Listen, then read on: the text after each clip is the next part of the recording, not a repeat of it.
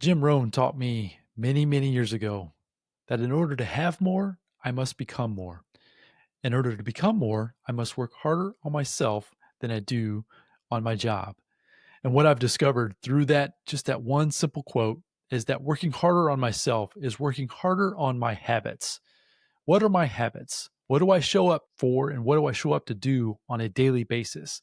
And if I focus on those habits and get better at them, eliminate the ones that aren't good for me, and obviously then increase and then dive in deeper into the ones that are, at the end of the day, I'm going to get the results that I'm looking for.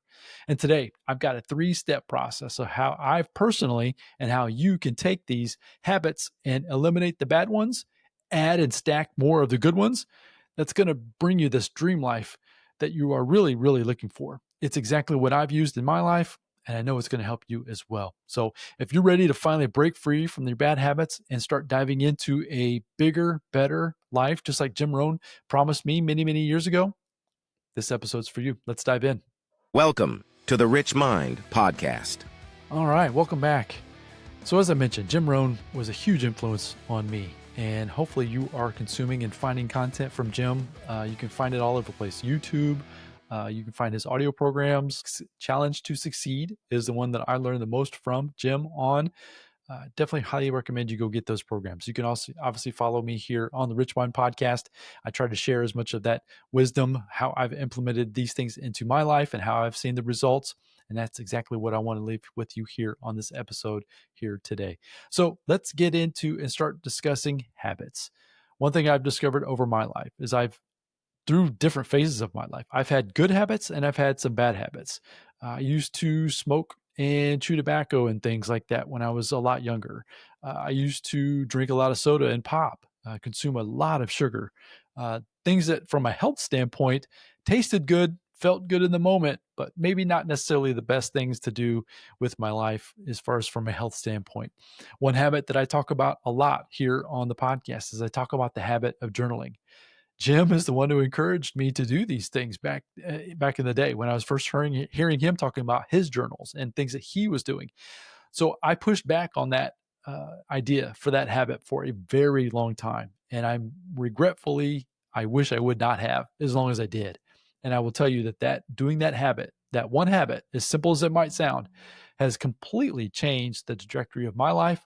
It'll definitely help my family moving forward because they're going to have a record of the things that were going on in my life from the past. Just think about it. If you had a record of a family member or something like that you could refer back to, you would learn so many different things. And that's why I'm so excited for that for myself, to share it, just kind of pass it forward. Share the things that I've learned, share the things that have worked, things that haven't worked. But anyways, the habit of journaling is a great example for myself of something that you can do, uh, that doesn't take a lot of time, but can definitely make a big impact. So let's start diving into those 3 processes or 3 systems that I mentioned here at the beginning of this episode. I won't make this one a very long episode. I appreciate you joining me here today. And I just want this to be super powerful, super impactful. I really want you to think about this today as you're going through your day and implement it as much as you possibly can, because I'm confident that it'll move the needle so far, so fast if you can do these things. So the first step in this process, you need to have a 0-day mindset. Now you might be thinking, okay, what does that mean? And what I mean by that, the 0-day mindset, is that when you set a goal or when you're trying to break into a new habit, you're going to be pushing yourself outside your comfort zone. You're going to be doing things that you're not necessarily comfortable with. So let me give you an example of a 0-day mindset. So we'll just go back to my journaling example. I try not to miss a day with my journal. Now, I'm not going to tell you I do it 365 days out of the year, but I definitely probably do it at least 320, definitely a lot. I don't miss very many days. But the point is that I try not to ever miss.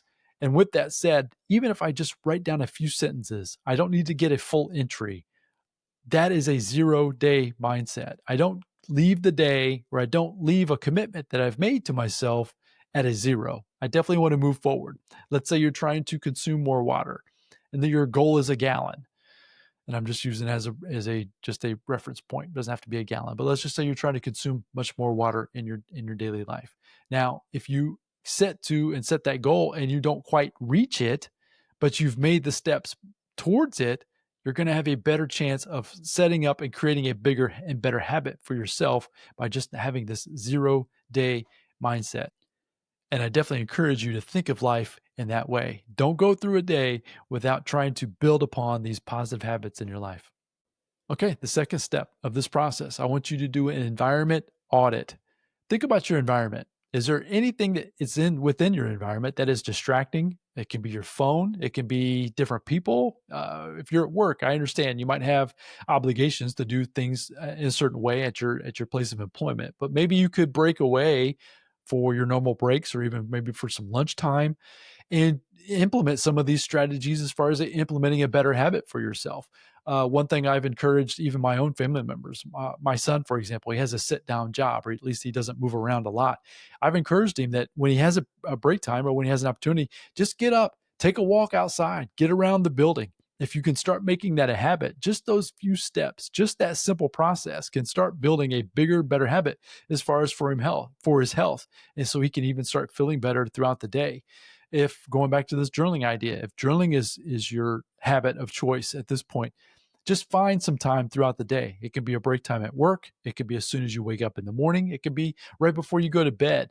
The time frame and the part about even the journaling process, there is not one set structure. It's whatever fits into your lifestyle. But the point is, you want to build it into your lifestyle through these positive habits. And that's what I wanted to encourage you here today.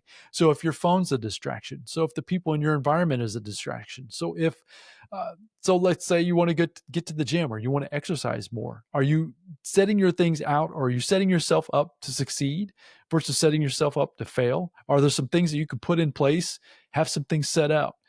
Get your shoes ready. Make sure your water and your whatever you're going to consume. If you need to get something, a little nutrition before you go out and exercise, whatever those things are to help you in that process, set your environment up for success and make sure that it's not set up for failure.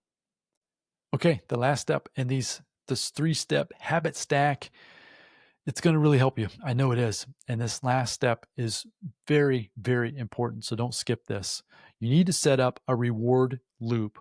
Now, as you're building these habits, you need to have some kind of a reward attached to accomplishing these things, whether it's a week at a time. Let's say maybe you want to try to set up something that you want to just make it a continuous lifestyle. You want to make sure that through that process, you're rewarding yourself with something that is meaningful to you. It can't just be something random. It needs to be something that you find joy in, something that you find pleasurable. Now, you need to decide what that is for yourself, but I don't want you to go through the process of trying to create these habits for yourself and then not set up, or at least give yourself a little bit of a reward if you're able to complete the tasks on a timely basis.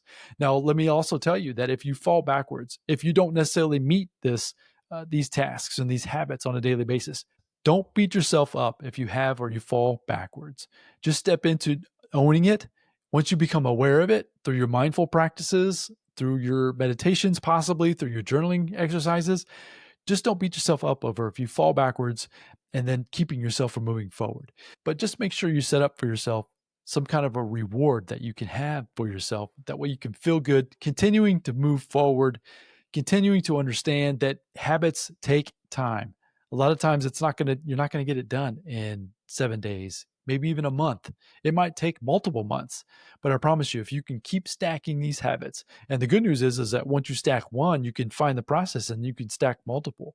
That's been my experience, is as I've stacked these habits, my journaling habit has led to me then to do better with my health. I'm able to do things a lot easier. I understand that the outcome might take a little longer than what I think it might, but I know that the outcome will come if I stick to the habits that I'm trying to build for my life. So, once again, I just want to leave this idea with you as far as this 3-step process. This is what I've done for me. This is what Jim Rohn encouraged me to do many, many years ago. And that's what I definitely want to encourage you here today. So, in order to have more, you must first become more. And in order to become more, you must work harder on yourself than you do on your job. And my argument is that you need to work on stacking these habits, make them as positive as you possibly can. And if you do that on a consistent basis, throw away the bad habits, stack the good habits, lo and behold, shorter time than you can ever imagine, you're going to be achieving faster, greater. Life is going to be abundant, and it's going to be so much fun. So go out there. Appreciate you being with me here today. If you wouldn't mind sharing this episode with your family and friends, I would greatly appreciate that. Help me spread the message of the Rich Mind Podcast as far and as wide as possible. And I look forward to coming back with the next episode again very soon. Until then, folks, bye now.